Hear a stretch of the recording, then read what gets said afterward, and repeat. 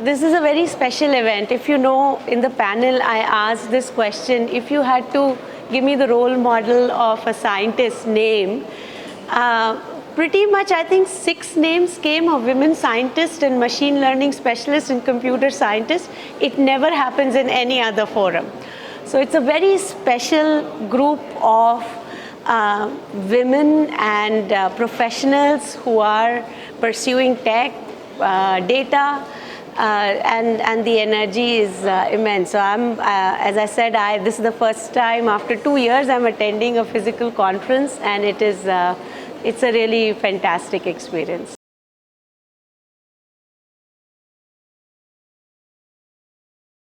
Challenge of cultural is it's hard to quantify it and have like a one-point solution, right? But there are a few things that we can do. One is around role models.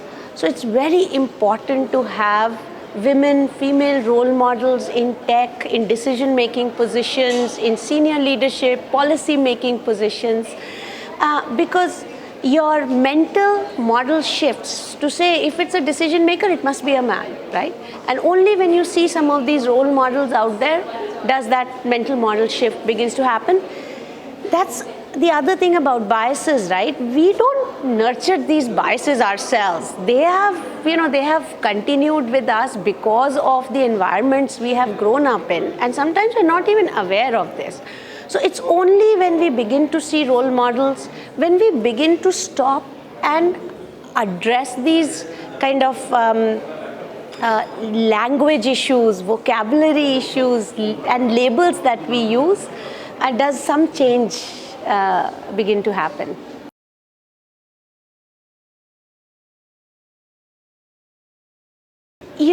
I think one is just a numbers game. Let's try and get more girls into the pipeline, because we know that the dropout is going to happen by the time we reach there. So by design, let's really create some systemic programs at school to essentially encourage STEM careers, encourage STEM projects, and so like in the US, the Girls Who Code program or the Women Who Code program has been immensely successful and has really created a large pipeline of women coders, and they are beginning to kind of go through that funnel now. And so it's extremely important to start some of these programs here in India as well. Parent sensitization is also important. The challenge is that there are no good forums to do that yet. So it is only through some of the extracurricular activities, some of the community events that can be done. But by and large, I think parents are coming around to that, that both boys and girls need similar opportunities. The third is sensitization of boys as well. I worry about that.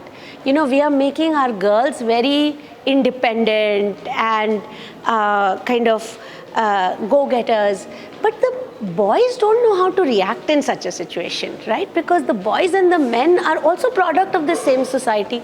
They have also grown up with the same kind of biases, societal expectations of them. So I think there is another focus that we need to have on really providing the tools to the boys to deal with this changing socio-economic system and expectations.